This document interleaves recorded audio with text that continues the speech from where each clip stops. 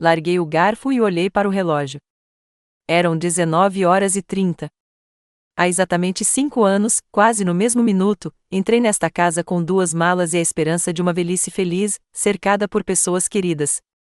É engraçado como a memória marca com precisão os momentos decisivos da vida.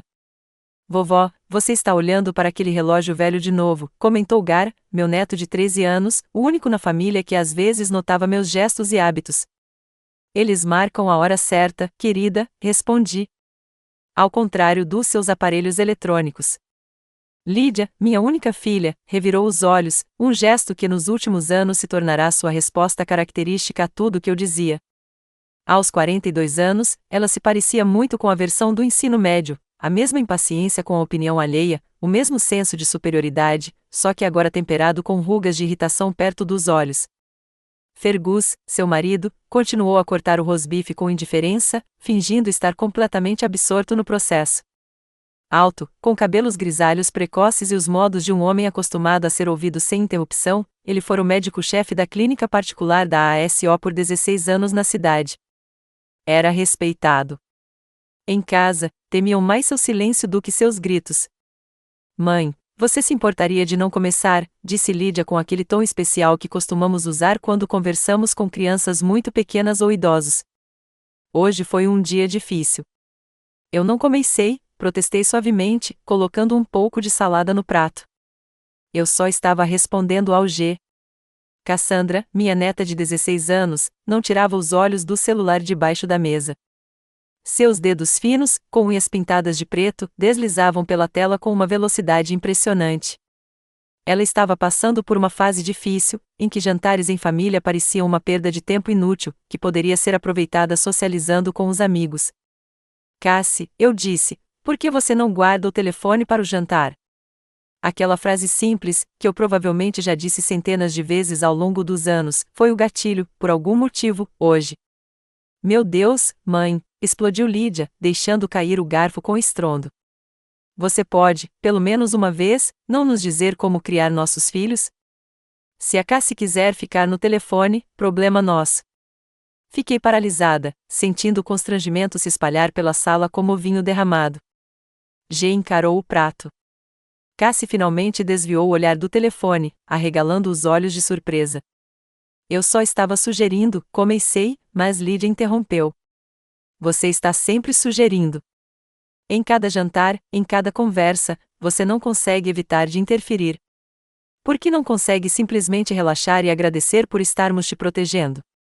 Fergus finalmente levantou os olhos do prato. Seu rosto demonstrava irritação, mas não surpresa. Ele estava esperando por esse momento. Percebi que talvez estivesse preparando o terreno. Lídia, disse-lhe naquele tom de voz de médico que costumava usar para dar diagnósticos desagradáveis aos pacientes, acho que sua mãe não tem plena consciência do fardo que colocou sobre a nossa família. Fardo, repeti, sentindo minhas mãos tremerem. Vendi minha casa para ficar mais perto de você. Ajudo com as crianças, com a cozinha, com a limpeza. Que já estamos refazendo de qualquer jeito, Lídia interrompeu. Você nem sabe passar aspirador. Senti o rubor tomar conta das minhas bochechas. A situação era absurda, uma mulher de 72 anos sendo repreendida por não usar o aspirador de pó corretamente, como se fosse uma empregada doméstica negligente. E suas histórias intermináveis sobre o passado, continuou Lídia, como se uma represa tivesse se rompido. Ninguém se importa com o preço do pão nos anos 70 ou como você conheceu seu pai. Ninguém. As crianças costumam perguntar, eu disse baixinho, olhando para os meus netos. G assentiu brevemente, mas imediatamente desviou o olhar, encontrando o pai. Eles estão apenas sendo educados, disse Fergus. Ao contrário da avó, que não entende limites. Senti algo se apertar dentro de mim. 5 anos de ressentimentos acumulados, mal-entendidos e pequenas humilhações de repente se cristalizaram neste momento de clareza. Eles não me queriam ali. Talvez nunca tenham me querido. Me mudei para cá a seu pedido, lembrei a mim mesma, tentando falar com calma. Quando você disse que as crianças precisavam de uma avó por perto. Isso foi antes de você virar uma velha rabugenta que critica tudo, gritou Lídia. Antes de começar a nos espionar e se meter na nossa vida. fiquei paralisado. Então eles suspeitaram. Sabiam que eu tinha visto algo, notado algo. O segredo que eu havia guardado pelos últimos 3 anos tornou-se subitamente tangível, como se houvesse outra pessoa à mesa. Não estou espionando, respondi, com a boca seca. Só moro aqui. E esse é exatamente o problema. Lídia se levantou de um pulo, com o rosto contorcido de raiva. Você mora aqui. Você está sempre aqui. Você está sempre observando, julgando, interferindo. Você é um fardo para nossa família. Vá embora. O silêncio que se seguiu àquele grito foi ensurdecedor.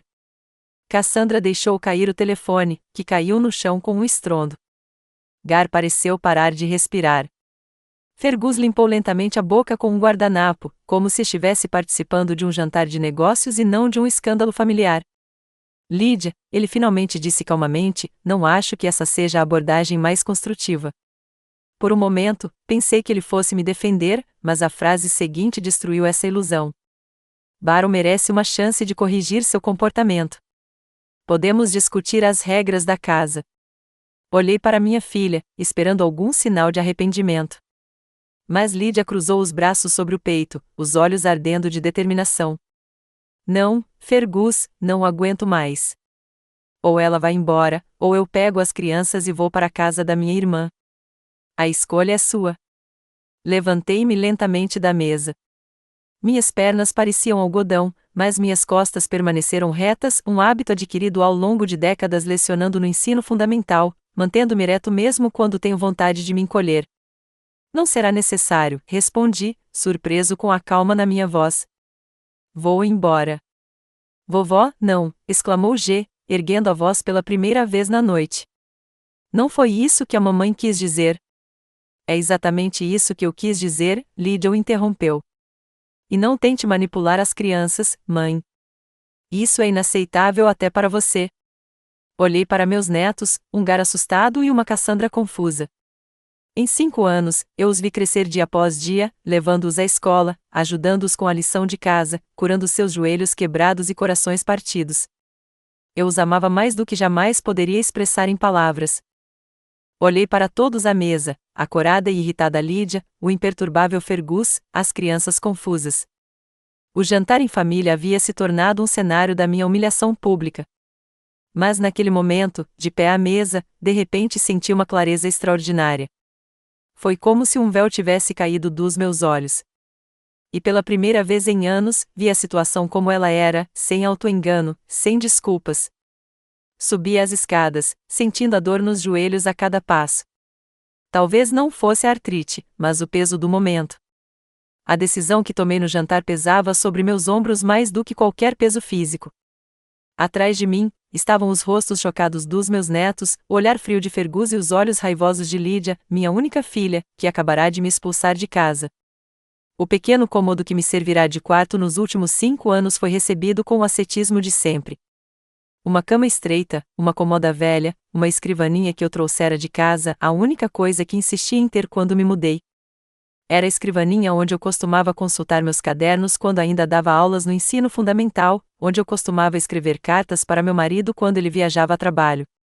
Agora era apenas uma foto de G e Cassandra tirada 3 anos antes, no Natal, antes que a adolescência tornasse seus sorrisos raros. Tirei uma mala de debaixo da cama, a mesma que eu trouxera para cá 5 anos antes.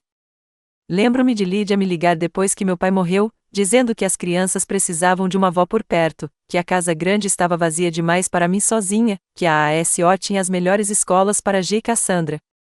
Vendi a casa em que morei por 40 anos, deixei amigos, uma vida familiar, tudo para ficar perto da única família que me restava. O primeiro ano foi quase idílico. Ajudei com as crianças, cozinhei nos fins de semana, contei histórias sobre como era Lídia quando criança. Fergus foi educado, se não cordial. As crianças, ainda não acorrentadas pela alienação adolescente, realmente gostaram da minha presença. Jogávamos jogos de tabuleiro com frequência. Eu as ajudava com a lição de casa e lia livros antes de dormir. E então algo mudou, imperceptível a princípio. Pequenos comentários de Lídia sobre como eu dobrava toalhas ou picava legumes. Caretas quase imperceptíveis de Fergus quando eu contava histórias do passado. Gradualmente, as críticas se tornaram cada vez mais evidentes. Meu espaço na casa estava diminuindo física e emocionalmente. Comecei a colocar minhas roupas metodicamente na mala, tentando escolher o essencial.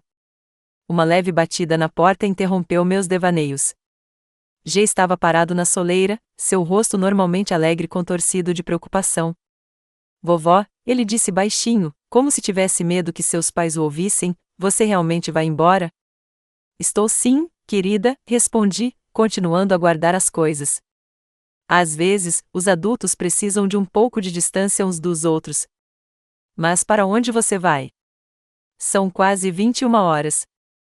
Sorri, tentando não fazer o sorriso parecer forçado. Vou ligar para Winifred.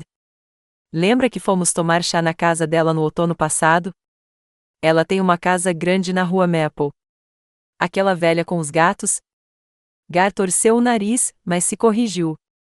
Você está falando da sua amiga que nos deu biscoitos de passas? É isso mesmo, assenti, puxando um álbum de fotos da estante.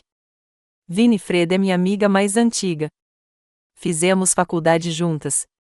Mamãe disse que você poderia voltar se começasse. Ele hesitou, procurando as palavras.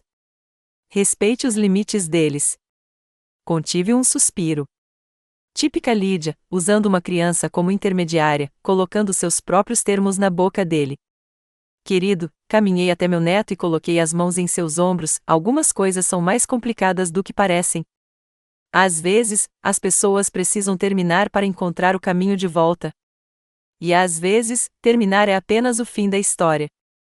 Não me preocupei em dizer a ele que não voltaria, que sua mãe havia cruzado uma linha que não poderia ser desfeita com desculpas, que seu pai estava envolvido em coisas que um garoto de 13 anos não deveria saber. Você pode deixar seu número? Ele perguntou, e havia uma preocupação tão genuína em sua voz que meu coração apertou. Claro. Anotei o número num pedaço de papel e entreguei a ele. Me ligue quando quiser e dê o mesmo para Cassandra. Naquele momento, Lydia apareceu na porta. Seu rosto estava tenso, seus olhos vermelhos como se ela tivesse chorado. Mas eu conhecia minha filha. Eram lágrimas de raiva, não de remorso. Gart, ela disse com pressão, é hora de você fazer sua lição de casa. Mas mãe, agora mesmo. Ela disse em um tom que não quebrou nenhuma objeção. Gar me lançou um último olhar impotente, culpado e saiu da sala. Lydia me lançou um olhar frio. Espero que você não esteja enchendo a cabeça dele com histórias sobre como eu sou uma péssima mãe. Eu jamais faria isso, respondi calmamente. Ao contrário de você, eu não uso crianças nos meus jogos. Seu rosto se contorceu. Você nunca me entendeu, ela suspirou. Sempre achando que sabia mais. Sempre me desprezou. Balancei a cabeça, fechando a mala. Não, Lydia. Sempre olhei para você com amor, com preocupação, às vezes com perplexidade, mas sempre com amor. Se você me amasse, sua voz tremia, você respeitaria minhas decisões, minha família, meu casamento. Olhei para ela, para seus punhos cerrados, para seus nós dos dedos brancos de tensão.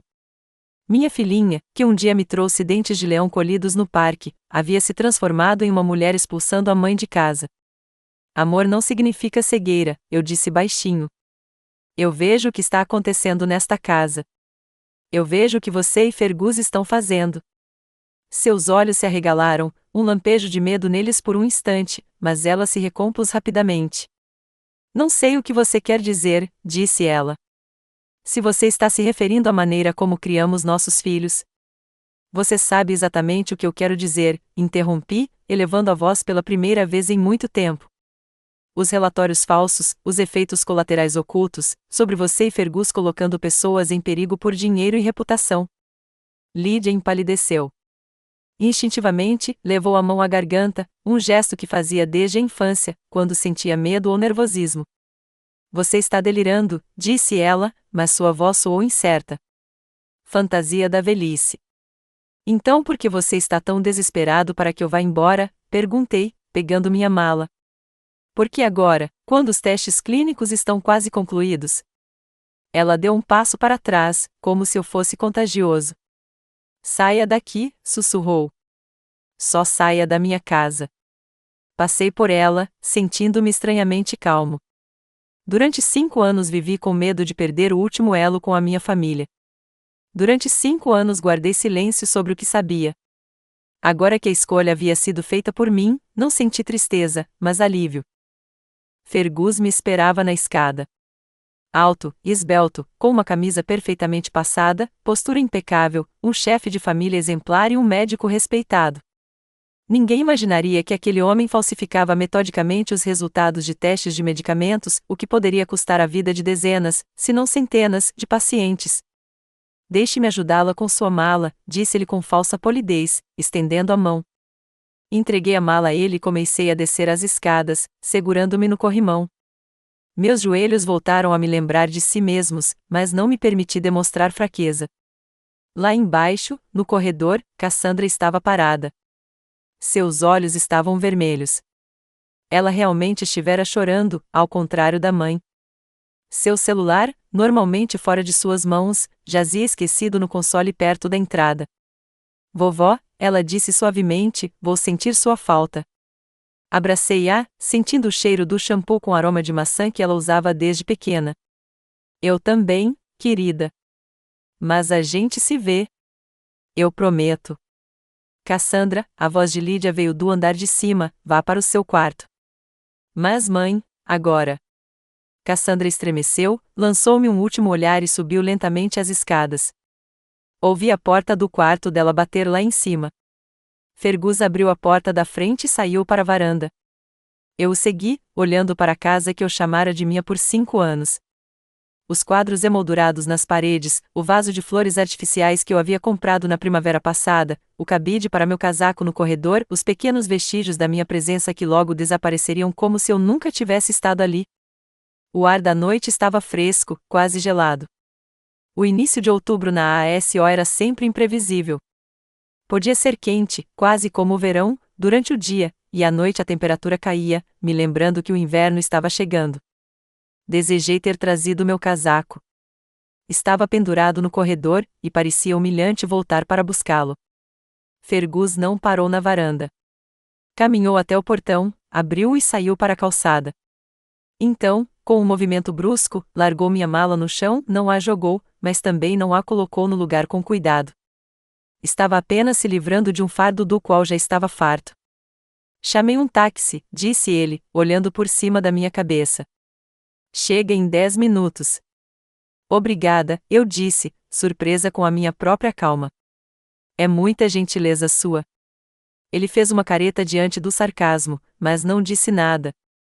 Ficamos um de frente para o outro, uma senhora idosa e um homem na flor da idade, sogra e genro, 2 pessoas que nunca se entenderam de verdade. Sabe, Fergus, eu disse finalmente, quando Lídia te trouxe para me conhecer, achei que ela tinha feito uma boa escolha. Bem-sucedida, educada, de boa família. Você parecia tão pé no chão, tão confiável. Ele ficou tenso, como se esperasse um golpe. Mas os anos mostraram que as primeiras impressões enganam, continuei. Por trás da máscara da respeitabilidade, esconde-se um homem disposto a arriscar a vida de seus pacientes em busca de lucro. Não sei do que você está falando, ele disse, mas havia um brilho de preocupação em seus olhos. Estou falando dos ensaios clínicos do ART 43, eu disse calmamente, os relatórios falsificados onde você e Lídia esqueceram de mencionar os efeitos colaterais graves em 20% dos pacientes. Fergus empalideceu. Seu rosto parecia uma máscara de cera sob a luz da rua. São acusações absurdas, disse ele, baixando a voz e olhando para as casas vizinhas. Vocês não têm provas. Eu arqueei uma sobrancelha. E as cópias dos relatórios originais que fiz há 3 anos? Ou a gravação da sua conversa com o representante da empresa farmacêutica, onde você fala explicitamente sobre a retenção de dados? Era um blefe. Eu não tinha uma gravação, embora tenha ouvido a conversa enquanto estava do lado de fora da porta entreaberta do escritório. Mas Fergus não tinha como ter certeza.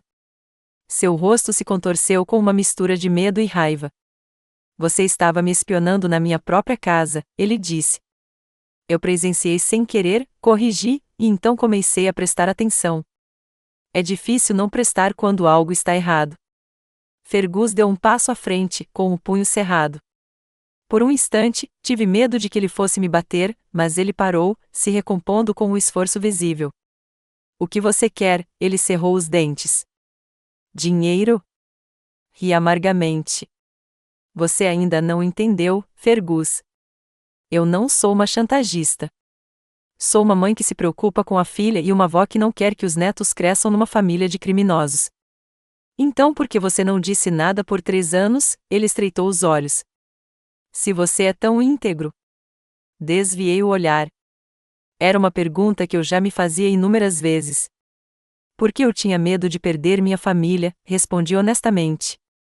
Porque eu esperava que você caísse em si. Porque eu tinha me convencido de que os efeitos colaterais não eram graves o suficiente para colocar em risco o bem-estar de Lydia e das crianças. Olhei-o diretamente nos olhos. Mas hoje, você e Lydia tomaram uma decisão por mim, me expulsaram da família que eu tanto temia perder. E agora não tenho nada a perder, Fergus. Chega de segredos. Chega de silêncio. Naquele momento, um táxi parou na calçada. O motorista, um jovem com o rosto cansado, abaixou o vidro da janela. Senhora Sang Wayne? Perguntou. Uma carona até o Hotel Riverview? Sim, respondi, sem tirar os olhos de Fergus. Sou eu. O motorista saiu para ajudar com a mala. Fergus ficou parado, com o rosto tomado pelo choque e pela raiva. Você não ousaria, sussurrou ele. Pense em Lydia, nas crianças. Só penso neles, respondi, abrindo a porta do táxi. Por 5 anos, fiquei em silêncio por eles. Mas às vezes o silêncio dói mais do que a verdade. Entrei no carro e fechei a porta. Através do vidro, vi Fergus parado na calçada, sua figura alta e tensa, os punhos cerrados. Nossos olhares se encontraram por um instante, e vi algo em seus olhos que nunca havia notado antes: medo. Não por mim, nem pelos pacientes que poderiam sofrer com suas maquinações, mas por ele mesmo. O táxi partiu, levando-me para longe da casa onde morei por 5 anos, da filha que me rejeitou, dos netos que eu amava mais do que a própria vida. Mas, naquele momento, eu não me senti exilado.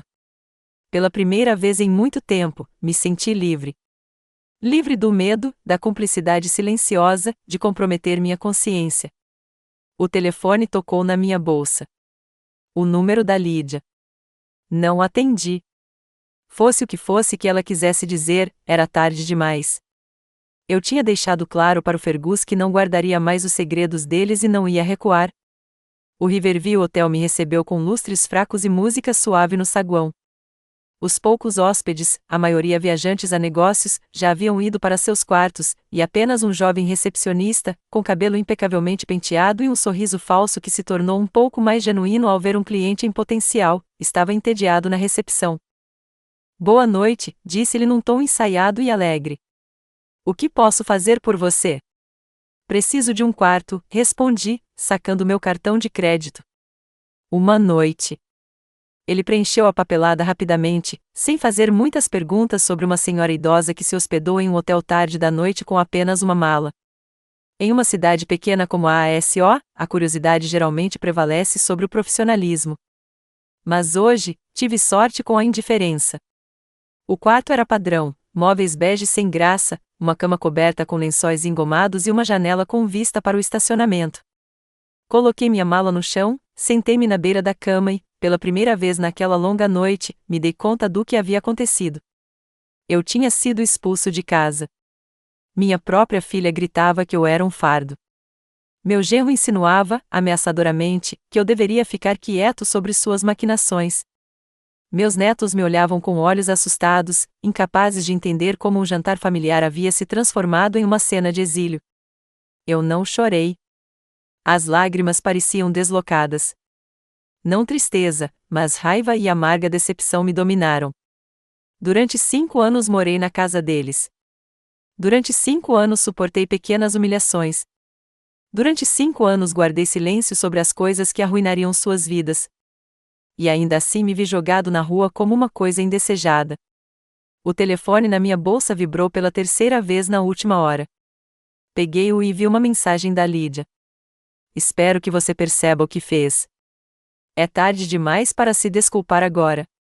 Dei um sorriso amargo. Típico da Lídia.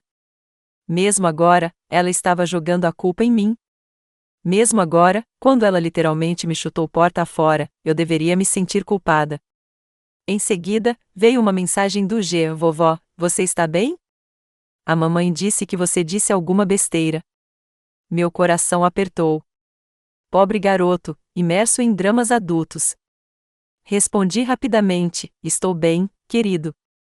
Não se preocupe comigo. Concentre-se nos estudos e seja um bom irmão para Cassandra. 1 minuto depois, o telefone vibrou novamente. Quando você volta? Fiquei olhando para aquelas 3 palavras, sem saber o que responder. A verdade nunca me parecia cruel demais para uma garota de 13 anos.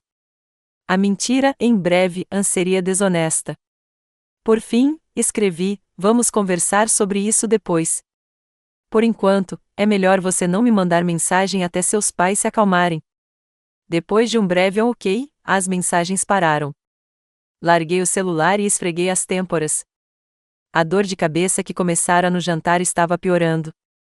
Eu precisava decidir o que fazer em seguida. O relógio marcava quase 23 horas. Tarde demais para ligar para Winifred, mas eu sabia que minha velha amiga não se ofenderia com uma ligação à meia-noite, dadas as circunstâncias. Disquei o número dela, e ela atendeu após o segundo bip, como se estivesse sentada ao lado do telefone esperando uma ligação. Barrow, sua voz, áspera pela idade e décadas de tabagismo, um vício que ela havia largado há apenas 5 anos, soava preocupada. O que houve? Você nunca liga tão tarde. Respirei fundo e contei tudo a ela: o escândalo no jantar, as palavras de Lídia, a reação fria de Fergus, como acabei em um hotel com uma mala aos 72 anos. Aquele peru pomposo e sua filha arrogante te jogaram na rua. Winifred ficou indignada depois da minha história. Barrow, querido, por que você não ligou logo? Eu teria vindo te buscar. Era tarde, respondi, e eu precisava de tempo para pensar. O que há para pensar? Ela bufou. Você vai morar comigo amanhã. Tenho 4 quartos e só um gato. Tem espaço de sobra para todos. Sorri sinceramente pela primeira vez naquela noite. Winifred sempre fora assim, teimosa, decidida e refletida. Era por isso que eu a amava desde que a conheci no primeiro dia de faculdade, quase 50 anos atrás. Tem certeza? Perguntei. Isso pode demorar muito. Espero que seja para sempre, interrompeu ela. Já faz 3 anos que venho pedindo para você morar comigo, em vez de servir aquela família ingrata. Você finalmente tomou a decisão certa, ainda que forçada. Combinamos que ela me pegaria no hotel às 10 horas da manhã. Depois da conversa, senti a tensão diminuir um pouco. Pelo menos eu tinha um plano para o dia seguinte e um teto sobre minha cabeça no futuro próximo. Tomei um banho, tentando me livrar não tanto do cansaço físico, mas do lodo emocional do dia. Deitada na cama desconhecida, não consegui dormir por um longo tempo, repassando os acontecimentos da noite na minha cabeça sem parar, imaginando cenários alternativos em que eu dissesse algo diferente, em que Lídia não explodisse, em que Fergus me defendesse.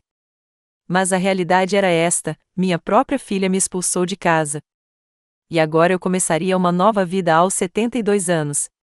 A manhã me recebeu com a luz do sol atravessando as cortinas soltas e o som dos carros parando no hotel. Eu tinha dormido mais do que o normal, quase 9 horas, mas ainda me sentia exausta. Minha dor de cabeça havia diminuído, mas foi substituída por uma sensação de vazio e irrealidade. Arrumei minhas coisas, desci para o saguão e paguei pelo quarto. Depois, saí e sentei em um banco em frente ao hotel, aproveitando o sol de outubro. A ASO parecia tranquila e sonolenta, uma cidadezinha onde todos se conhecem, onde as notícias se espalham na velocidade de um incêndio, onde reputações são construídas ao longo de décadas e destruídas em um único dia. Exatamente às 10 horas, o Volvo prata de Winifred parou no hotel, o carro que ela carinhosamente chamou de a minha última loucura depois de comprá-lo em seu aniversário de 70 anos, ignorando as advertências do filho de que, na sua idade, era hora de parar de dirigir. Winifred saiu do carro, uma mulher alta e imponente, de cabelos grisalhos curtos e batom vibrante nos lábios. Os anos mal a haviam curvado, embora as rugas em seu rosto tivessem se aprofundado e seu andar estivesse menos elástico. Aos 75 anos, ela ainda parecia uma mulher com quem era melhor não discutir. Barrow, Ela abriu os braços, e eu acolhi-os com gratidão. Meu querido, como estou bravo com a sua filha. Não desperdice sua energia com isso, sorri, cansado. O que está feito, está feito. Ela bufou, mas não discutiu. Em vez disso, pegou minha mala e foi em direção ao porta-malas. Tenho o quarto azul pronto para você, disse ela enquanto entrávamos na garagem. Aquele que dá para o jardim. Lembra que você sempre dizia que era o cômodo mais bonito da casa? Assenti, sentindo um nó na garganta. Winifred não estava apenas me oferecendo um teto. Ela estava tentando me fazer feliz nesta nova realidade. Obrigada, eu disse suavemente, por tudo. Ela me lançou um olhar rápido de compreensão e compaixão. Não há nada a agradecer, querida. Lembra como você me ajudou depois que o Gerald morreu? Eu pensei que não ia aguentar o ano todo, mas você vinha todo fim de semana, preparava o jantar, me fazia sair de casa. Você me impediu de me afogar na dor. Agora é a minha vez. A casa de Winifred ficava na Maple Street, uma rua tranquila na parte mais antiga da ASO, onde mansões vitorianas confinavam com prédios mais modernos. Sua casa pertencia à primeira categoria, uma estrutura de 3 andares com telhado de mansarda, uma ampla varanda e um jardim bem cuidado. Gerald, seu falecido marido, era um arquiteto de sucesso, e a casa refletia seu gosto, elegante, espaçosa, mas sem ostentação. Lá dentro, fomos recebidos por Oscar, um velho gato cinzento que se empoleirava no parapeito da janela do corredor como o dono da casa. Ele se espreguiçou preguiçosamente quando entramos, mas não desceu para nos cumprimentar. Não ligue para ele, Winifred acenou com a mão. Ele se considera o imperador e nós, seus servos. Ela me conduziu pelo corredor até a sala de estar, um cômodo espaçoso com pé direito alto e janelas amplas. Móveis antigos contrastavam com a decoração moderna. Winifred sempre teve um talento especial para combinar tradição com novidade. Fique à vontade, disse ela, apontando para o sofá. Vou fazer chá e podemos discutir os planos. Enquanto ela mexia na cozinha, olhei ao redor, lembrando-me de quantas vezes eu já tinha estado ali. Antes de me mudar para a casa de Lydia, Winifred e eu nos encontrávamos quase toda semana, tomando chá, discutindo livros, compartilhando novidades. Depois que fui morar com minha filha, esses encontros se tornaram menos frequentes. Fergus não gostava muito de Winifred, considerando-a excêntrica e inadequadamente direta para uma mulher da sua idade. Lydia também não incentivava a nossa amizade, especialmente depois que Winifred certa vez lhe disse sem rodeios que ela era muito rígida com a mãe. Winifred voltou com uma bandeja contendo um bule de chá, xícaras e um prato de biscoitos. Então, disse ela, servindo o chá, qual é o seu plano? Suspirei, pegando a xícara. Sinceramente, eu não tenho uma. Tudo aconteceu tão de repente. Só sei que eu não voltaria para Lydia mesmo que ela me pedisse, o que duvido muito.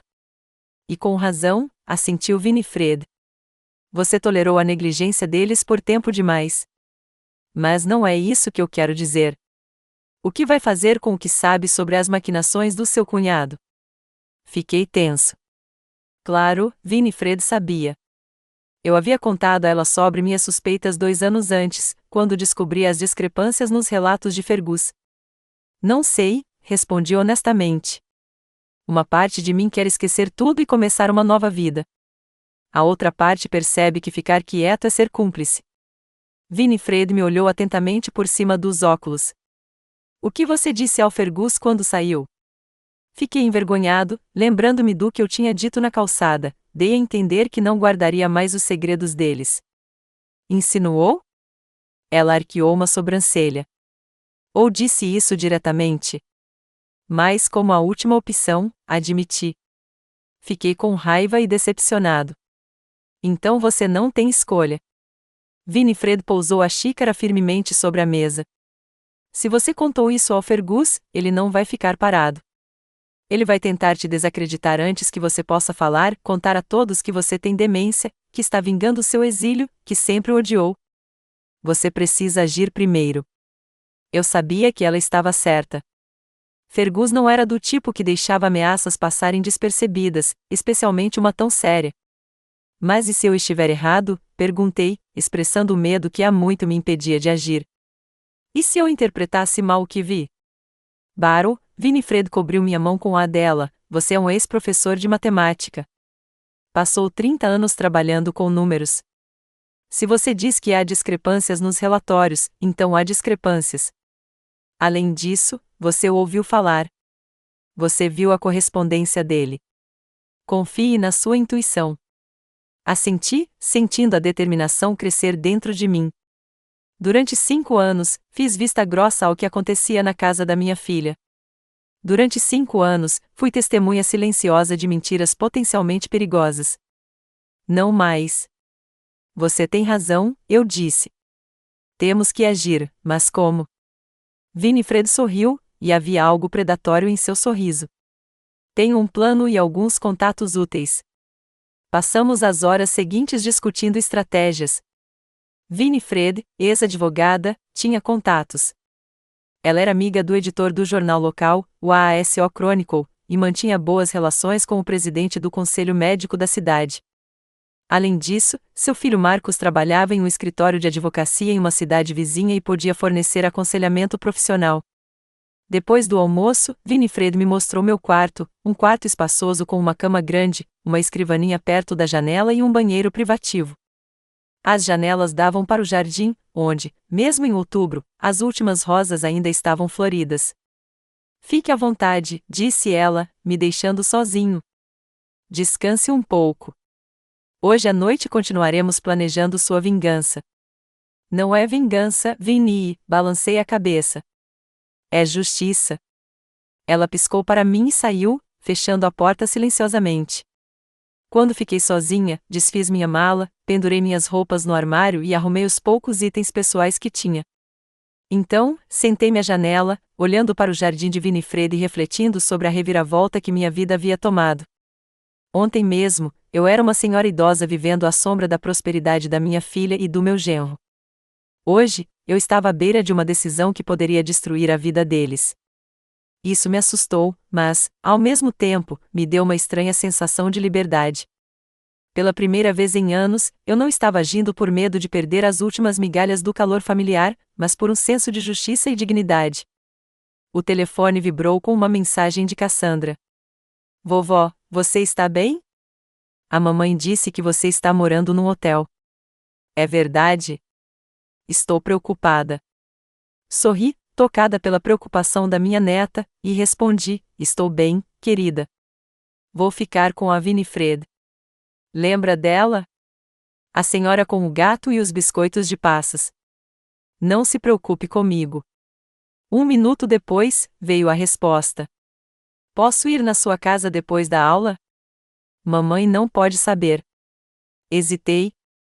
Por um lado, eu queria desesperadamente ver minha neta. Por outro, não queria colocá-la na posição de ter que mentir para os pais. Deixe-me falar com sua mãe primeiro, escrevi. Não quero que você se meta em encrenca por minha causa. Mamãe não deixa, seguiu-se uma resposta instantânea. Ela disse que você falou umas coisas desagradáveis sobre o papai e que agora não devemos mais sair com você. Suspirei. É claro que Lídia tentaria jogar as crianças contra mim. Era previsível, mas ainda assim doía. Vamos nos encontrar no Green Tea Café amanhã depois da aula, escrevi depois de pensar um pouco. Às 16 horas. Só, por favor, não minta diretamente para os seus pais. Diga que vai para a casa de um amigo fazer um projeto ou algo assim. Ok, respondeu Cassandra. Obrigada, vovó. Estou com saudades. Essas 2 simples palavras, sinto sua falta, fizeram meus olhos se encherem de lágrimas. Apesar de sua aparente indiferença e rebeldia adolescente, Cassandra ainda era a menininha que subia no meu colo e me pedia para lhe contar uma história. E agora ela sentia minha falta, apenas um dia depois de eu ter ido embora. Naquela noite, Winifred e eu estávamos sentados em seu escritório, cercados de papéis. Sobre a mesa, havia cópias de documentos que eu havia feito 2 anos antes, os relatórios originais dos ensaios clínicos com dados sobre os efeitos colaterais e as versões editadas que Fergus havia enviado à empresa farmacêutica. Isso é o suficiente para interessar o conselho médico, disse Winifred, estudando os documentos. Mas, para uma investigação séria, você precisa de mais. Você tem acesso a dados mais recentes? Balancei a cabeça. Só o que eu vejo ou ouço. Nos últimos 6 meses, Fergus tem sido muito cuidadoso, trancando seu escritório e nunca deixando documentos à vista. É uma pena, Winifred tamborilou os dedos na mesa. Mas isso deve ser o suficiente para começar. Amanhã, ligo para Jeremy, o presidente do conselho médico, e peço uma reunião, e depois entro em contato com Helena, do Chronicle. Ela adora notícias de última hora. Tem certeza de que é uma boa ideia envolver a imprensa? Perguntei, hesitante. Poderia prejudicar as crianças. Winifred suspirou. Barrow, querido, você é muito gentil. Mas pense bem. Se o seu cunhado está realmente falsificando dados sobre os efeitos colaterais de um medicamento que está prestes a chegar ao mercado, estamos falando da saúde e até da vida das pessoas. Isso não é uma disputa doméstica. É um crime.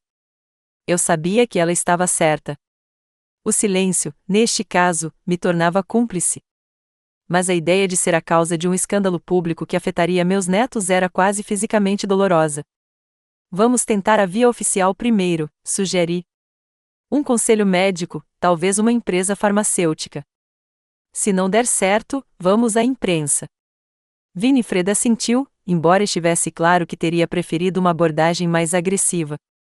Tudo bem, mas não se esqueça, Fergus não vai ficar de braços cruzados. Assim que perceber que você realmente vai expor a verdade, ele vai começar a se defender, e as defesas podem ficar bem complicadas. Lembrei-me do olhar frio de Fergus enquanto colocava minha mala na calçada, das suas palavras para que eu pensasse em Lydia e nas crianças, do seu tom quase ameaçador. Eu entendo o risco, disse eu baixinho. Mas eu não conseguia mais ficar em silêncio. Não depois que eles terminaram nosso relacionamento por conta própria. Winifred sorriu e apertou minha mão. Estou orgulhosa de você, Barrow. Eu sempre soube que, por baixo daquela casca mole, havia um núcleo de aço. Passamos mais 1 hora discutindo os detalhes do plano. Então Winifred saiu para ligar para o filho, e eu fiquei em seu escritório, examinando documentos e me lembrando de tudo o que tinha visto e ouvido nos últimos 3 anos. Os efeitos colaterais que Fergus escondia eram graves, variando de problemas no fígado a sintomas neurológicos.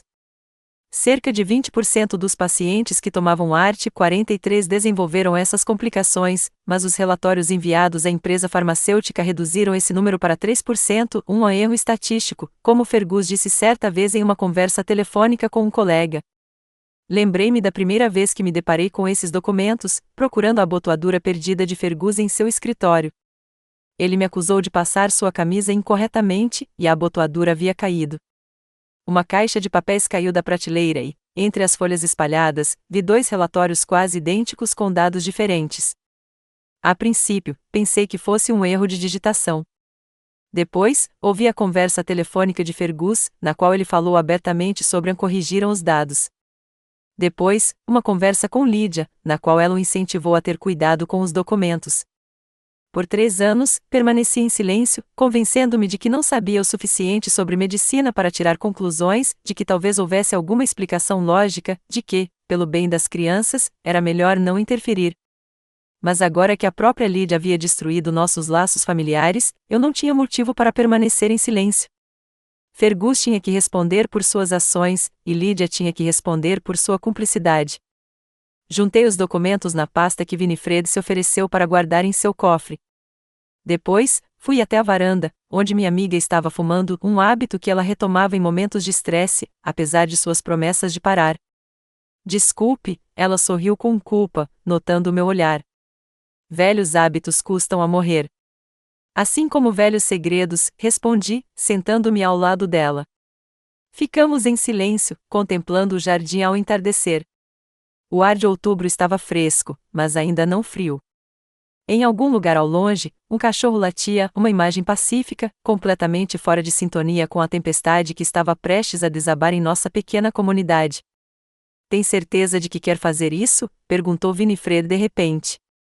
Não é tarde demais para esquecer tudo, para começar uma nova vida aqui comigo, sem escândalos e sem exposição. Eu me perguntava. Uma parte de mim realmente queria isso, uma vida tranquila e pacífica com um amigo de confiança, longe dos dramas familiares e dos dilemas éticos. Mas a outra parte sabia que eu nunca conseguiria ficar em paz comigo mesma se ficasse quieta. Preciso fazer isso, disse eu com firmeza. Não por vingança, mas porque é a coisa certa a fazer. Winifred assentiu, apagou o cigarro e pegou minha mão. Então faremos isso juntos.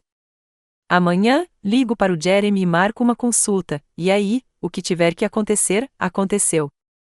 Sentei-me na cozinha de Winifred, tomando meu café da manhã e olhando para o jardim pela janela grande. Oscar, o gato da minha amiga, estava aninhado em uma cadeira próxima, lavando o rosto preguiçosamente, uma cena doméstica tranquila, completamente fora de sintonia com o furacão que eu havia provocado na tarde anterior.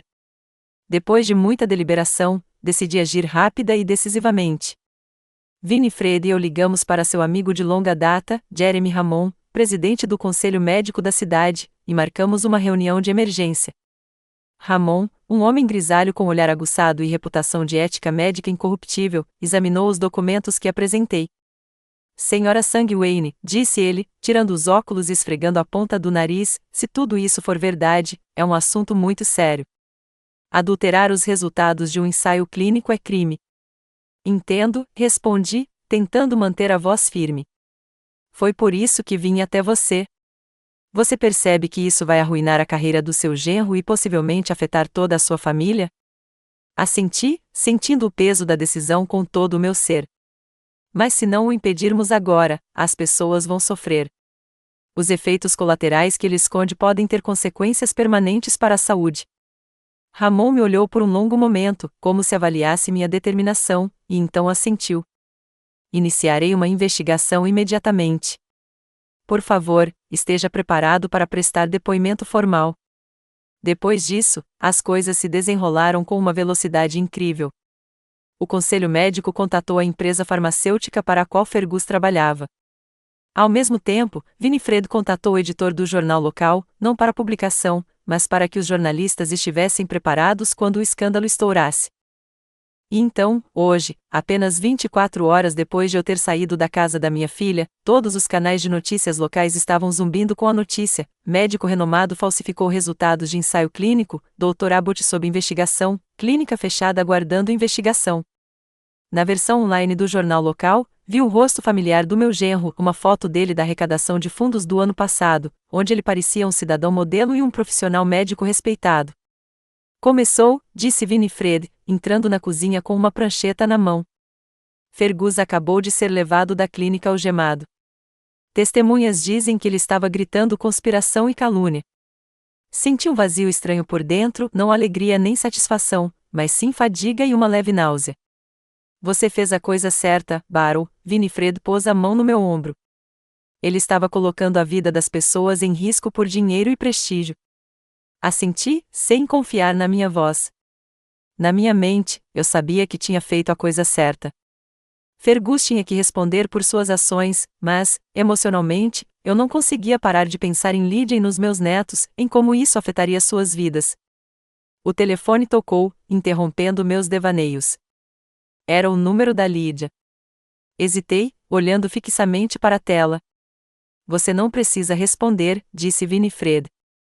Não, balancei a cabeça. Tenho que ouvi-la. Apertei o botão de atender e ouvi a respiração ofegante da minha filha. Como você pôde? Sua voz soava raivosa e desesperada. Como você pôde fazer isso com a gente? Lydia, tentei falar calmamente, seu marido falsificou os resultados dos testes. Algumas pessoas poderiam ter se machucado.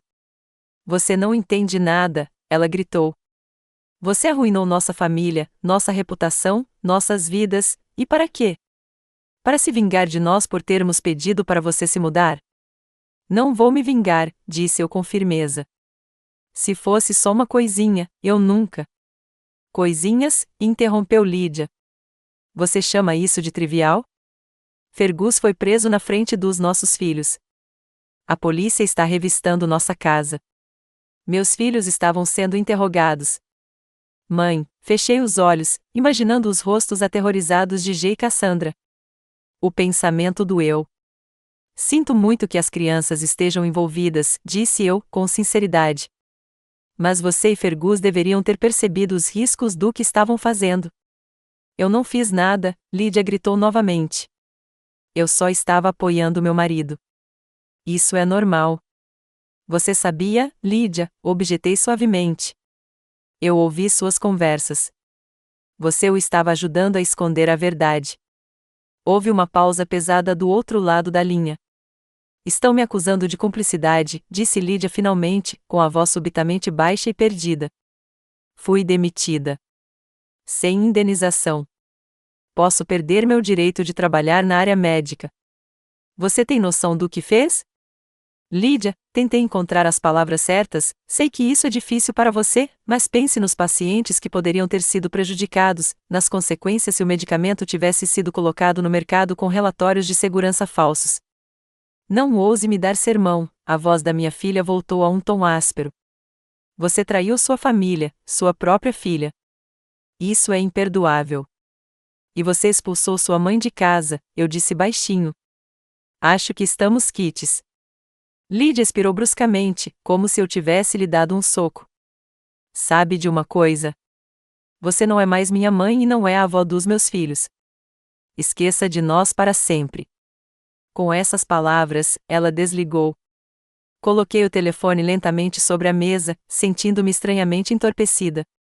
Em algum lugar lá no fundo, eu esperava que Lídia demonstrasse algum remorso, percebesse a gravidade do que ela e Fergus haviam feito.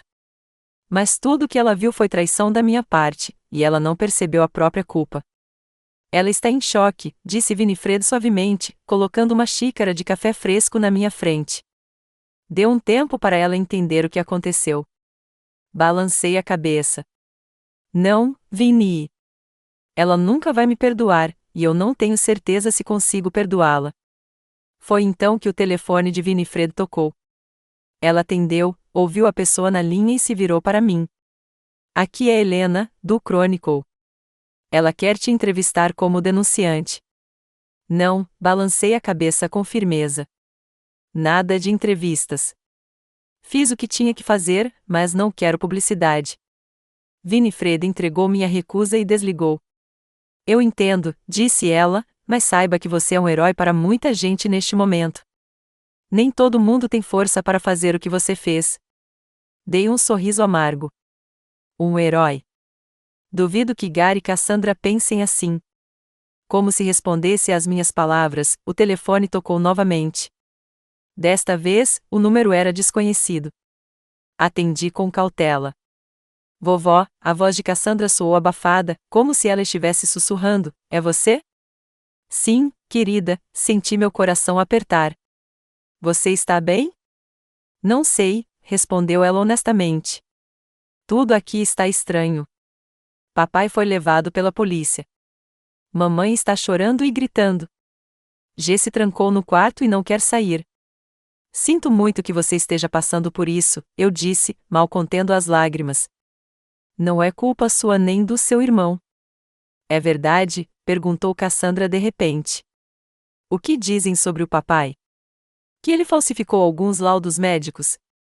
Hesitei, sem saber como responder a uma garota de 16 anos com uma pergunta dessas. Sim, respondi finalmente. Eu tinha provas e as levei ao conselho médico. Foi por isso que você nos deixou, eu percebi a confusão em sua voz. Por causa do trabalho do papai? Não, querida, eu disse. Eu fui embora porque sua mãe me pediu para ir embora. Você se lembra daquela noite no jantar? Sim, respondeu Cassandra baixinho. Ela estava gritando com você, mas eu pensei que vocês dois fariam as pazes. Às vezes, os adultos não conseguem fazer as pazes, eu disse suavemente. Mas isso não significa que eu parei de amar você e o G. Houve uma pausa do outro lado da linha. E então Cassandra falou ainda mais baixo. Mamãe diz que você traiu nossa família, que sempre odiou o papai e queria machucá-lo. Suspirei. É claro que Lídia tentaria virar as crianças contra mim. Eu nunca quis machucar seu pai, eu disse com firmeza. Mas o que ele estava fazendo era errado e perigoso. Às vezes, é preciso fazer escolhas difíceis para fazer a coisa certa. Preciso ir, Cassandra sussurrou de repente. Mamãe está chegando. Ligo mais tarde, se puder. A conexão terminou, deixando-me com o coração pesado e muitas palavras não ditas. O dia passou e as notícias ficaram mais dramáticas. A clínica Fergus foi temporariamente fechada, com todos os pacientes sendo transferidos para outras unidades médicas. A empresa farmacêutica emitiu um comunicado à imprensa negando qualquer vínculo com um pesquisador desonesto e prometendo total cooperação com a investigação. No final da tarde, as emissoras de TV locais exibiam manchetes explosivas sobre o escândalo médico do ano. As notícias mostravam a clínica Fergus com as portas fechadas, comentários de colegas chocados e até mesmo uma breve entrevista com um paciente que participou dos testes e agora ameaçava com uma ação judicial. Dizem que os primeiros pacientes já estão processando, disse Winifred, mudando de canal. E isso é só o começo. Assenti silenciosamente, observando a reputação que Fergus havia construído durante anos ruir. Seu rosto na tela parecia magro e envelhecido enquanto a polícia o conduzia para fora do tribunal após sua acusação. Estranho, eu disse, olhando para a tela. Conheço esse homem há 16 anos, vivi sob o mesmo teto com ele por 5 anos, e ainda não posso dizer que o conheci de verdade. As pessoas são boas em esconder sua verdadeira natureza, disse Winifred filosoficamente, especialmente daqueles ao seu redor. À noite, G ligou. Ao contrário da irmã, ele não sussurrou nem se escondeu. Falou direta e bruscamente, com uma dureza incomum para um garoto de 13 anos. Por que você não me disse a verdade? Perguntou sem cumprimentar. Quando te escrevi ontem, você poderia ter me avisado. Avisado de quê, G? Perguntei cautelosamente. Que você ia entregar o papai para a polícia, disse ele, com ressentimento na voz. Eu parecia um completo idiota na escola. Todo mundo já sabia, menos eu. Meu coração doeu. Eu não tinha pensado em como a notícia afetaria as crianças na escola, em como a fofoca se espalharia rapidamente em uma cidade pequena. Desculpe, G, eu disse sinceramente. Eu não queria que você descobrisse assim. Os caras estão dizendo que o papai é um criminoso, sua voz tremeu. Que ele vai para a cadeia. É verdade? Eu não sabia o que dizer. Não queria mentir, mas a verdade parecia cruel demais para um garoto de 13 anos. Seu pai cometeu um erro, eu disse, cautelosamente. Um grande erro. E agora ele vai ter que assumir a responsabilidade pelos seus atos. Mas, aconteça o que acontecer, ele ainda é seu pai e te ama. Se ele me amasse, disse-lhe amargamente, ele não faria coisas que pudessem levá-lo à prisão. Esta frase, dita com a voz de uma criança, tocou-me com uma sabedoria nada infantil. G entendeu mais do que eu imaginava. Adultos também cometem erros, querida, eu disse baixinho. Às vezes, erros muito sérios. Como está a mamãe? Perguntou ele de repente. Ela também cometeu um erro? Hesitei. Não queria colocar meu neto contra a mãe, mas não podia mentir. Sua mãe sabia o que o papai estava fazendo, eu disse finalmente. E ela o ajudou a esconder. Mas tenho certeza de que ela ama você e Cassandra mais do que tudo. Então por que ela grita o tempo todo? Lágrimas brotaram em sua voz. Por que ela diz coisas tão horríveis sobre você? Por que ela te fez ir embora? Ela está com medo, G, respondi suavemente. Quando as pessoas estão com medo, muitas vezes dizem e fazem coisas das quais se arrependem. Mamãe diz que você traiu a família, disse-lhe após uma pausa. Que você sempre odiou o papai e queria nos destruir. As mesmas palavras que Cassandra dissera. Lídia estava claramente tentando doutrinar as crianças a uma certa versão dos acontecimentos. Isso não é verdade, eu disse com firmeza. Eu nunca quis destruir a família de vocês. Eu amava todos vocês, inclusive seu pai. Mas às vezes é preciso escolher entre a família e o que é certo. E você escolheu a coisa certa? G perguntou com uma seriedade nada infantil. Sim, respondi baixinho. Espero que um dia você perceba isso. Fiquei sentado imóvel por um longo tempo depois de falar com G, olhando pela janela para o céu que escurecia. Winifred, com muito tato, me deixou sozinho, percebendo que eu precisava de um tempo para digerir o que havia acontecido. Mais tarde naquela noite, enquanto estávamos sentados na sala tomando chá de ervas, o telefone fixo de Winifred tocou. Ela atendeu, ouviu a ligação, me lançou um olhar preocupado e disse: claro, ela está aqui, mas, Lídia, acho que este não é o momento certo. Estendi a mão para pegar o fone. Winifred me entregou com relutância. Você está satisfeita? A voz de Lídia soou rouca, como se ela estivesse gritando ou chorando há muito tempo. Conseguiu o que queria? Lídia, eu disse cansadamente, eu não queria machucar ninguém, especialmente as crianças.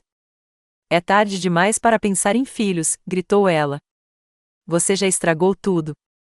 Fergus está em prisão domiciliar. Ele está em liberdade sob fiança, mas não tem permissão para sair da cidade. A clínica está fechada. Fui demitida. Nossas contas estão congeladas. Como vamos viver? Já pensou nisso? Você tem formação? Lembrei, pode conseguir outro emprego e tem uma casa. Uma casa? Lídia riu amargamente. De que casa você está falando? Você tem ideia do que está acontecendo na cidade? Todo mundo está falando da gente. Os vizinhos pararam de nos cumprimentar. Os amigos não retornam nossas ligações. Peg Thornton, minha melhor amiga da faculdade, acabou de cancelar nosso encontro. Disse que se sentia desconfortável socializando na situação atual. 15 anos de amizade, e assim foi. Suspirei. O isolamento social era outra consequência em que eu não tinha pensado. Sinto muito pelo que aconteceu, disse eu, com sinceridade. Mas você e o Fergus fizeram uma escolha quando decidiram falsificar os resultados dos testes. Eu não fingi nada, gritou Lídia. Só estava ajudando meu marido. Cumplicidade também é crime, lembrei-a gentilmente. E você, minha própria mãe, vai testemunhar contra mim? Havia descrença em sua voz. Hesitei. Uma coisa era entregar documentos sobre as maquinações de Fergus, e outra bem diferente era testemunhar pessoalmente contra minha filha. Só direi a verdade, disse finalmente, sobre o que vi e ouvi. Então sim, disse Lídia amargamente, você traiu sua família. Não, respondi com firmeza. Você traiu a ética médica ao ajudar Fergus a encobrir os efeitos colaterais perigosos do medicamento. Foi você quem colocou os pacientes em risco por ganho financeiro. Houve uma pausa pesada do outro lado da linha. Sabe de uma coisa? Lídia finalmente disse, com uma voz baixa, quase calma. Eu sempre achei você fraca, quieta, submissa, sempre cedendo. Mas acontece que você é a pessoa mais cruel e calculista que eu conheço. Parabéns, mãe. Você venceu. Nossas vidas estão arruinadas. Com essas palavras, ela desligou o telefone. Eu desliguei lentamente, sentindo um vazio estranho por dentro. Ela está em choque, disse Winifred suavemente, pegando o telefone da minha mão. Deu um tempo para ela processar o que aconteceu. Balancei a cabeça. Não, Winnie. Ela nunca vai me perdoar. E eu não tenho certeza se consigo perdoá-la. Não consegui dormir naquela noite por um longo tempo, pensando nas consequências da minha decisão. Eu tinha feito o que achava certo, mas o preço era alto. Eu poderia ter perdido minha filha para sempre e arriscado meu relacionamento com meus netos. A família de Fergus e Lídia estava destruída financeira, social e emocionalmente. Sua reputação na cidade que antes consideravam sua fortaleza estava reduzida a escombros. E, no entanto, quando adormeci naquela manhã, não senti nenhum arrependimento, apenas a certeza silenciosa de que tinha feito a coisa certa, mesmo que tivesse que carregar o fardo daquela decisão pelo resto da minha vida. 3 meses se passaram rapidamente. Janeiro cobriu a ASO com um manto branco de neve, transformando a pequena cidade em um cartão de Natal. Sentado à janela da sala de estar de Winifred, observei os flocos de neve rodopiarem à luz dos postes de luz e pensei em como minha vida havia mudado durante aquele tempo. O escândalo em torno de Fergus havia diminuído gradualmente. As primeiras semanas tempestuosas, quando seu nome estava na primeira página dos jornais locais, foram substituídas por uma investigação mais calma, mas não menos completa. A empresa farmacêutica cancelou todos os contratos com ele e iniciou sua própria revisão. Sua licença médica permaneceu suspensa. Sua clínica fechou. A maioria dos pacientes envolvidos nos testes entrou com uma ação coletiva. Lídia perdeu o emprego como administradora da clínica e, pelo que eu soube por G, estava tentando encontrar um novo. Mas a reputação de ser esposa de um médico fraudulento fechou muitas portas para ela. A situação financeira da família estava se tornando cada vez mais precária. Eles já haviam vendido um dos carros e demitido a governanta. Observei tudo isso com sentimentos contraditórios. Por um lado, não senti nenhum regozijo ou satisfação com os infortúnios deles. Por outro, percebi que as consequências eram inevitáveis e merecidas. Fergus e Lídia fizeram uma escolha quando decidiram falsificar resultados de pesquisa, e agora estavam pagando por isso. O que está acontecendo? Winifred entrou na sala com 2 xícaras de chocolate quente. Assuntos de família de novo? Aceitei a xícara com gratidão e assenti. Hoje é o aniversário de 14 anos do G, enviei um presente por correio, mas não tenho certeza se a Lídia vai deixá-lo aceitar. Winifred bufou, acomodando-se na cadeira à sua frente. Se ela vai jogar fora um presente para o próprio filho só por causa do orgulho, ela é ainda mais burra do que eu pensava. Ela só está magoada, respondi baixinho. E assustada. O mundo dela está desmoronando. Um mundo construído sobre mentiras acabará entrando em colapso mais cedo ou mais tarde, disse Winifred, filosoficamente. A propósito, você se lembra que amanhã nos reuniremos com Marcos para assinar os documentos do Fundo Educacional? Concordei. Depois de muita deliberação, decidi criar um fundo para a educação de G e Cassandra. Independentemente das ações dos pais, as crianças não sofreriam. Marcos, filho de Winifred e advogado de sucesso, ajudou a organizar tudo para que nem Fergus nem Lídia pudessem acessar o dinheiro. O dinheiro seria usado exclusivamente para a faculdade e outras necessidades educacionais dos netos. Você acha que Lídia verá isso como mais uma tentativa de interferência? Perguntei hesitante. Talvez, Winifred deu de ombros. Mas isso não deve impedi-la. Você não está fazendo isso por ela. Está fazendo pelas crianças. Minha vida mudou drasticamente nos últimos 3 meses. Eu não era mais uma idosa vivendo à sombra do bem-estar da minha filha e do meu genro, suportando pequenas humilhações pela chance de ver meus netos. Agora eu dividia uma casa espaçosa com minha melhor amiga, tinha uma vida social ativa e administrava meu tempo como bem entendia.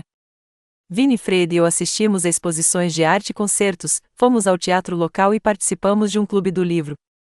No Natal, fomos para uma cidade vizinha por 2 dias, hospedados em um hotel aconchegante com vista para o lago.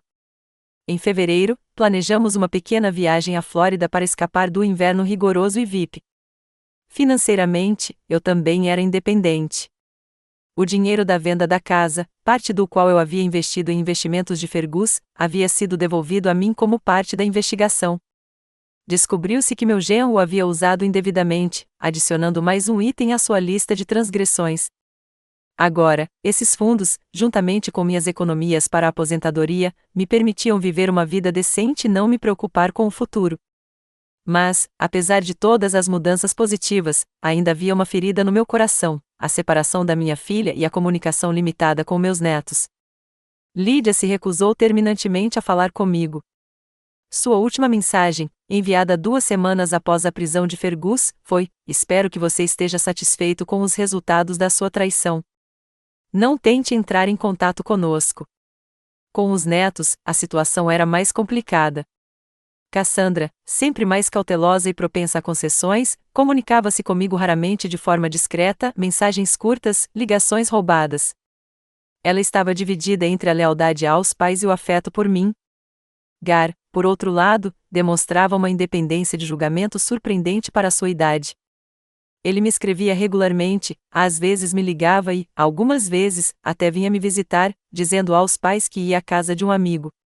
Na última visita dele, há uma semana, tivemos uma longa conversa sobre o que tinha acontecido.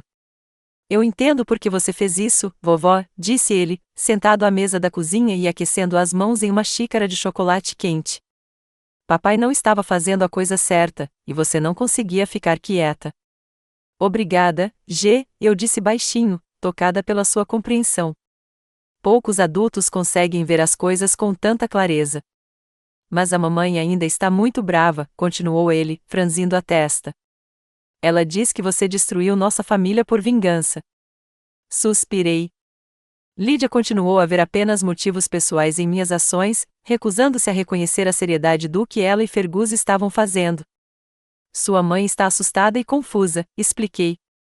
Quando as pessoas têm medo, muitas vezes procuram alguém para culpar em vez de olhar para si mesmas. Como está o papai? Perguntei depois de uma pausa, tentando manter a voz neutra. G deu de ombros. Não sei. Ele não fala muito. Fica sentado no escritório o dia todo. Às vezes, ouço ele e a mamãe brigando à noite. Meu coração apertou. Apesar de tudo o que tinha acontecido, eu não queria um pesadelo familiar para meus netos.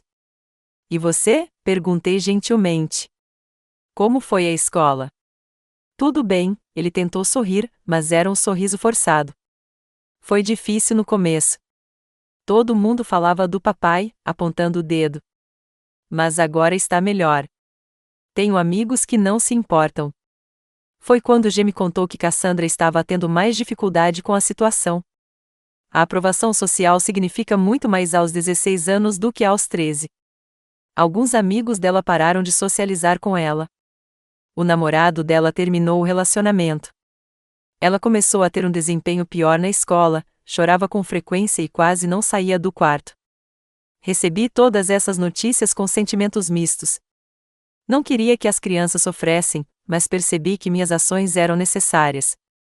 Fergus não podia continuar a colocar os pacientes em perigo, e eu não podia permanecer como cúmplice silenciosa. A campainha tocou, me tirando dos meus devaneios.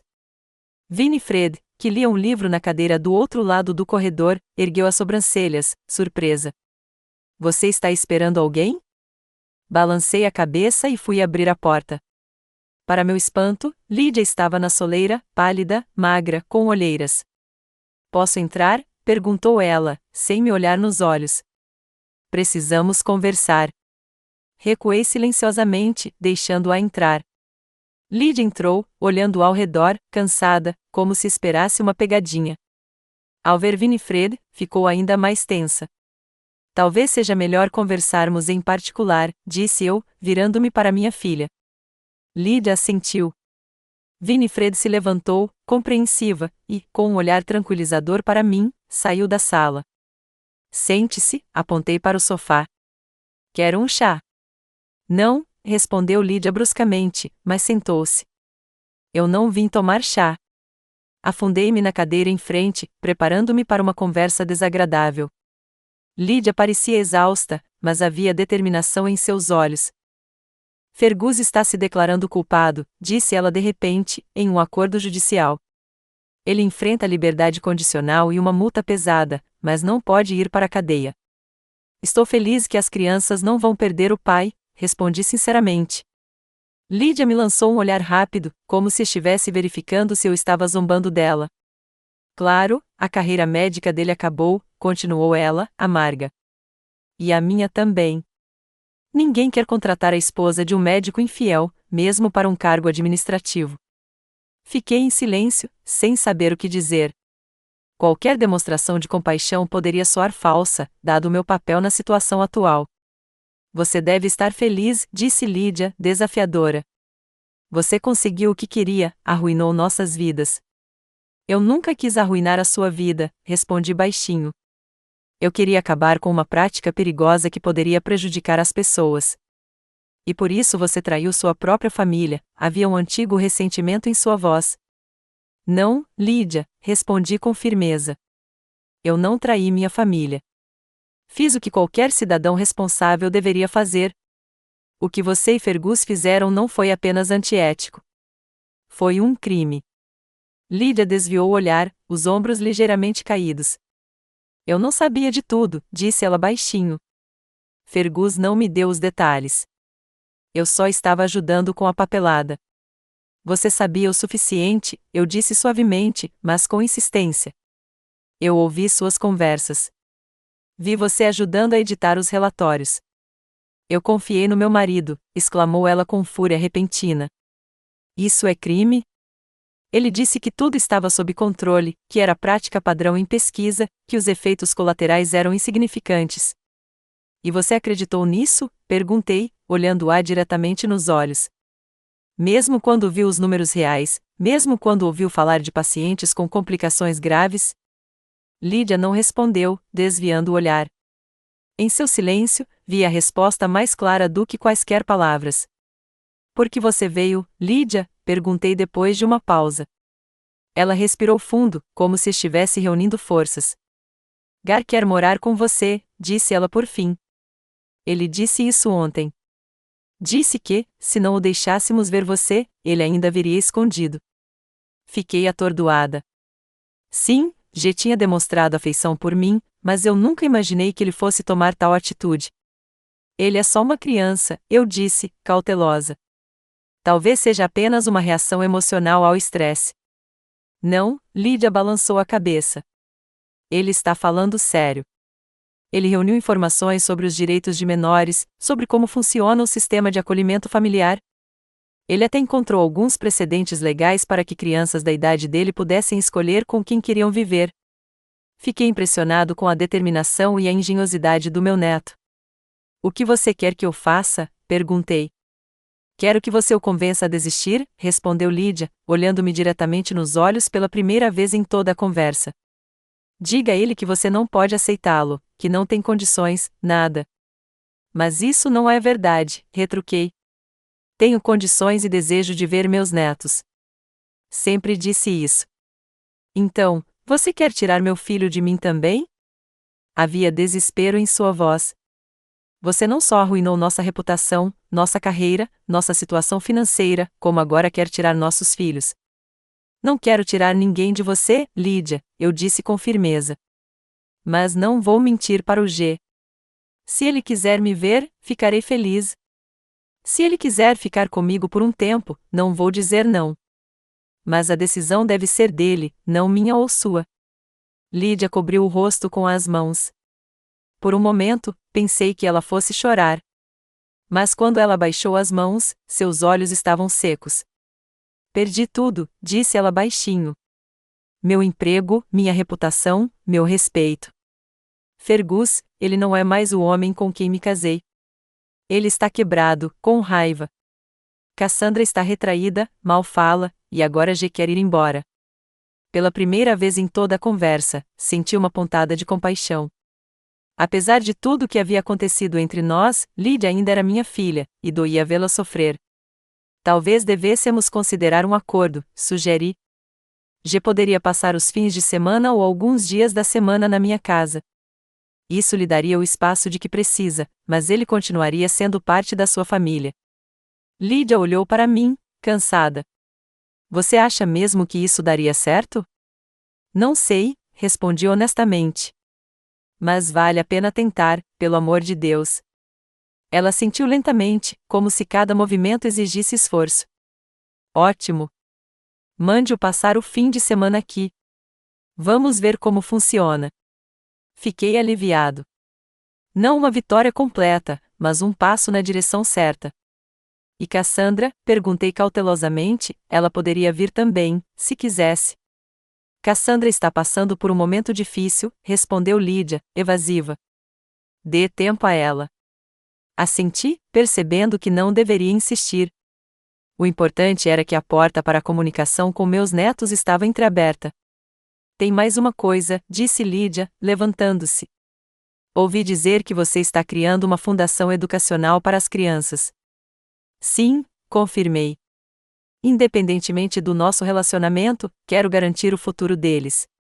Obrigada, disse ela baixinho, a palavra claramente difícil de pronunciar.